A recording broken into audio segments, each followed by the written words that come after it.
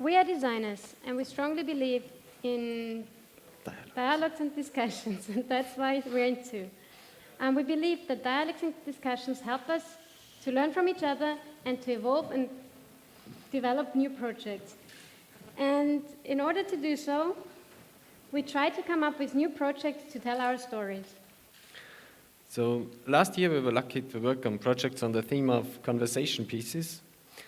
And the aim of the project was to bring strangers together in order to start interacting with each other. And we think conversation is really important because through conversation you also learn a lot about yourself.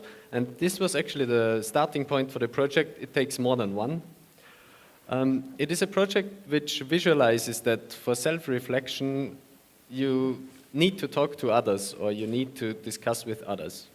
So it is a mirror which is just working when at least two people are standing in front of it. So if you're alone in front of the mirror stays blind. You don't see yourself. But as soon as another person is joining, the mirror becomes reflective and you see yourself and the person next to you. So this project is really about togetherness. Similar but different is the second project that deals about conversation. It is a machine, collective work. As the title says, it is an exploration in how strangers can work together to develop unique and colorful projects. Strangely enough, we built a machine that helps strangers to cooperate. Collective works is a production process which is just fully functioning when people pay attention to the producing machine. Reacting to its audience, it translates the flow of people into an object. If nobody's there, nothing is happening. But as soon as one person is coming close by, the machine actually starts working. Once a second person is joining, color is added via markers. The more people are coming, the more markers are activated, and the more colorful the basket gets. If somebody leaves again, the markers go away as well. We use wood as a main material. It's a 24 millimeter veneer wooden strip that is pulled through a gluing device and then slowly coiled up around the wooden base. We don't need any substructure since the material is self-supporting and slowly builds up the basket. Last week we did a short time-lapse in our studio in order to show you how it works when people are involving with the machine. And it shows quite well how slowly the basket grows, the more people are actually engaging with the machine.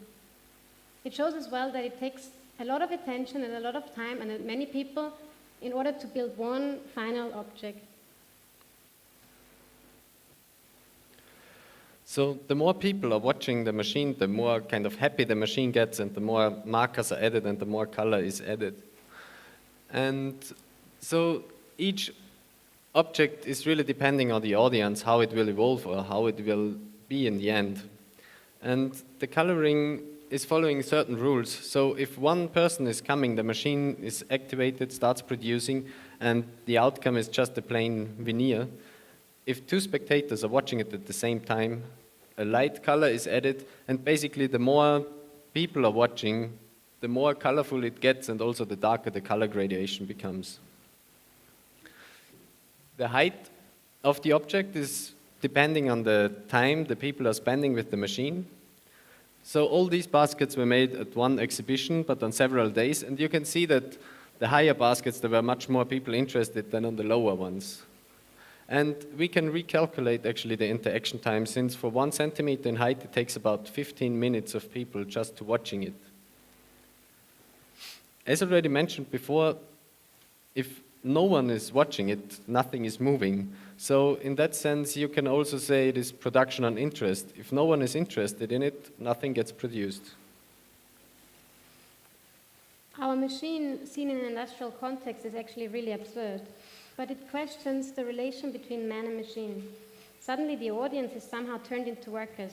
They're not really manually working, but they need to spend their time and patience with the machine in order to produce together one piece of object.